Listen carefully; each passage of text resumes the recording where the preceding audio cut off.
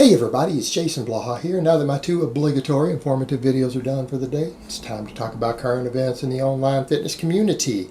And all of this came up recently within the last 24 hours. Multiple people have sent me links to three different links here, which I'm going to discuss with you guys. And it's all about AlphaDestiny, who I like to call Strap-on Destiny, which is ironic because, you know, in his Naturally Enhanced book, he says he's against straps, but he uses straps for literally everything he does in the gym these days.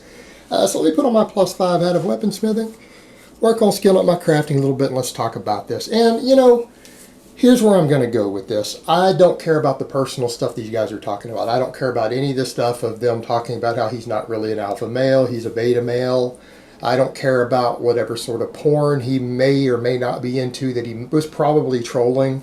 You know what, guys, when people post stuff years ago on forums, a lot of it's trolling. I wouldn't take it seriously. I really wouldn't. So unlike what my hate campaign has done and he's done, I don't really care about his forum posts. You guys can look into that if you want with the stuff that Not Stronk Enough posts.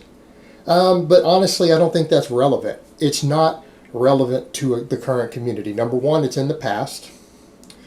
Number two, he's not presenting that same stuff on his channel. It's not the information he's putting out. Number three, it has no relevancy to his training knowledge. It really doesn't. It absolutely does not.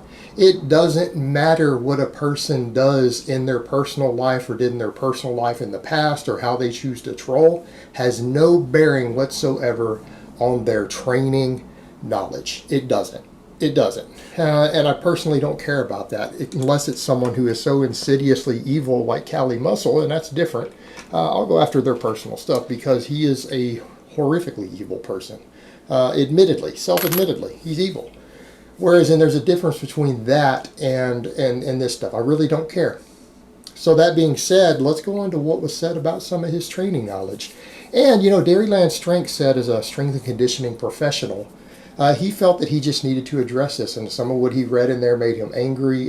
Some of the stuff he's seeing with Strap-on makes him angry. And he feels like this might be channel suicide for him. No, I don't think that it is. I don't think that it is. I think he gave a very fair assessment. I think he's a very knowledgeable guy about training. And so even though he's going to get a lot of hate from the fanboys for this, if you guys see this, maybe you should go subscribe to Dairyland's channel. Subscribe to it, see what he's got to say. He's a proponent of Bulgarian training. He's very strong. And you guys know, two of these guys here are big proponents of Bulgarian. I'm a big fan of that. You guys know that's what I'm doing currently. I used to do it years ago. I finally got to where I can start doing it again to re-get my strength back up. So anyone who's going to promote that style of training is going to get a nod from me. So he's worth subscribing to. So there you go. It's not going to be channel suicide. Not going to be channel suicide at all. Telling the truth about strength and conditioning should never hurt your reputation as a fitness YouTuber. It shouldn't. So let's talk a little bit about what they went into. Not Strong Enough talked a lot about his personal life. I don't care. I don't care.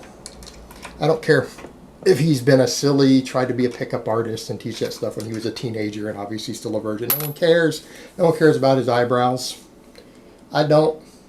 Only care about his training knowledge. Well, the problem is his lack of training knowledge, and Not Strong Enough pointed out that, yeah, like his deadlift program, you guys can see all of that in the video. I'm not going to get into all of it. He pointed out the problems with the program he presented, the lies, the backpedaling of how he was going to get his conventional deadlift to 600. The guy has never pulled 600 on a conventional, on a sumo. People say, yeah, no, he failed the 585 sumo. That's a red light. He couldn't lock the 585, and he hitched. So the 600 was worse. Neither one of those. Even if he took the straps off, if he went to any sort of meet that allowed sumo, he would be red lighted for those lifts. They wouldn't pass. They weren't full lifts. He couldn't complete the lift. He failed the lockout. It's as simple as that. He's not strong enough to even sumo 585 with straps. But the problem is that he pointed out, he threw out this convoluted method. And what's interesting is that Alec, and that's Not Strong Enough, can conventional deadlift 600. He's done it on camera. He pointed out that in his opinion, this method is extremely complex. It will not work because all it revolved around was continually rotating bands trying to get around the law of accommodation, which is something that strap-on steals largely from Louis Simmons' work, but he doesn't actually understand it. And that's the problem, is that he isn't as smart as he pretends to be with this stuff. He really doesn't understand the training concepts he presents. And he failed to be able to get to the strength that he said he could get to, and he ran the full program. Nothing interfered with the program. I mean, if something had interfered in his personal life, that would be fine. These things happen, an injury, something like that, absolutely. But he ran the full program, and it didn't work how he thought because he doesn't actually understand training, and it all revolved around him rotating through different band tensions every single week. Well, that's not going to work. That's not how you build a base. That's not how you get strong.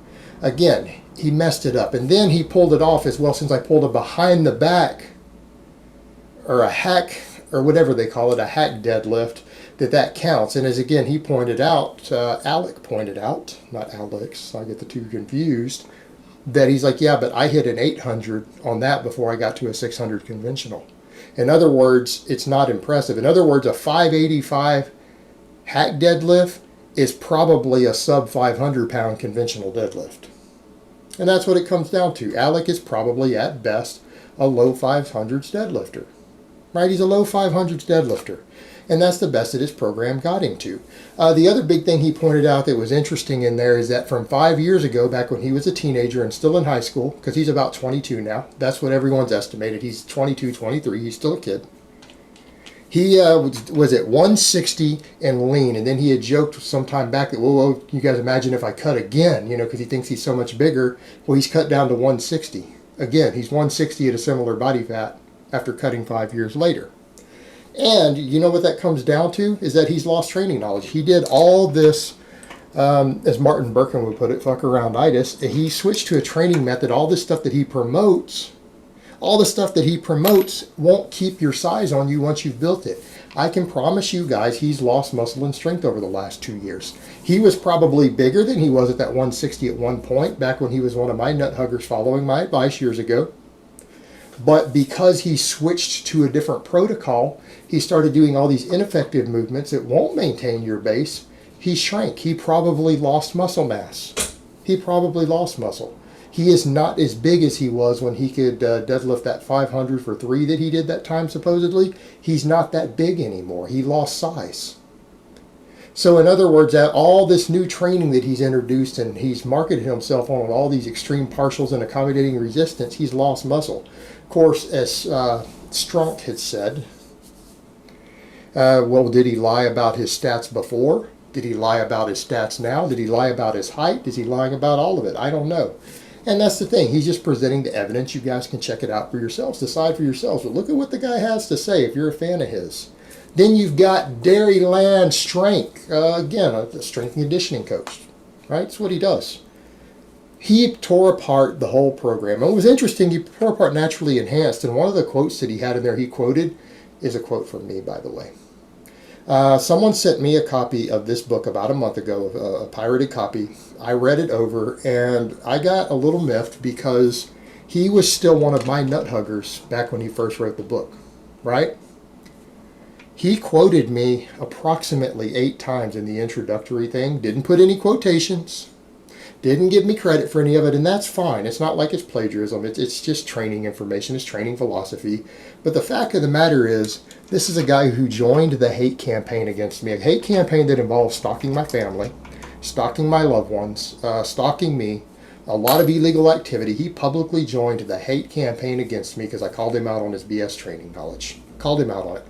Yet in his book that he has sold copies of, he quoted me phrases I have said in videos back when he was a major nut hugger of mine. He may not even realize that those are phrases he heard me say and it ingrained in his brain. People who've been following me for years, at least 4 years, who if they read that introductory chapter are going to be shocked. People who used to listen to all my videos, if you did, you're going to be shocked because he quotes me. Phrases I use all through there. Now, that doesn't apply to the training he does later, but that's just an interesting side caveat. It does miff me that a person who quoted me over and over and over and is making money selling a book in which they've, taken phrases I've said repeatedly as a fan of mine and joins a hate campaign against me that involves stalking my loved ones. And that's the reason there's beef between he and I at this point. Yeah, his training knowledge is bad, but yeah, that's a little bit personal. When you join a campaign like that, that's personal. And I'll never forgive him for that. and that's reasonable. I don't think that's unreasonable of me to feel that way. So that being said, I'm going to take the high ground, though. I don't care about his personal life. I only care about his training knowledge, because that's what matters here. That's what matters to the community. But Dairyland tore it apart and said, there's some decent ideas in here, but ultimately his assessment of it as a professional, it's a bad program. He's saying it's not the worst program he's ever seen, but he would never endorse it. He would never recommend it. He said it's a bad program. It's an unfeasible, organized poorly. That basically he described it when he looked at the actual program itself, and you step away from the philosophy, he described it as what Martin Berkham termed fuck arounditis, and that is the phrase he used. It's a bunch of goofing off and random exercises. Has you in the gym for 4 hours on the 2 main days, 4 hours plus to finish everything. And then you're taking most of the week off from training. And it puts an excessive use upon continually rotating exercises and band tension. And as he pointed out, people who do not compete in equipped powerlifting really shouldn't rely heavily on bands. If they have their place, they do have their place for other people, but they need to be used sparingly and only when they're specifically beneficial. And it's a continual over-reliance upon band tension and over-reliance on very short partials accommodating resistance. That in his opinion, this program wouldn't really build a strength base, that it will not really put much muscle size on you unless it's noob gains, and everything works for noobs, that it's poorly constructed, and that the sort of guys who are running it, these skinny novices, it's going to have a high injury rate. They're going to spin their wheels a lot. They're never going to get good at anything because they are continually rotating exercises. He borrows all of that from the West Side Barbell Conjugate method, but it's done for a different reason. These are people who have an enormous strength base already. They're going to train equipped, so they're training all of these to get through a lot of their weak points and stuff when they're wearing their bench shirts and squat suits and everything. They're rotating through those exercises for that, and they're detrained maxes. They rotate through all that stuff, and everyone at Westside, as Louis admits, is on drugs.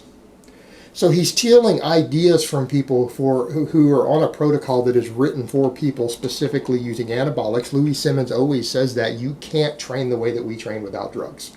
That is a direct quote from Louis Simmons. Yet he's stealing that idea of continually rotating exercises. In other words, you'll never get good at anything.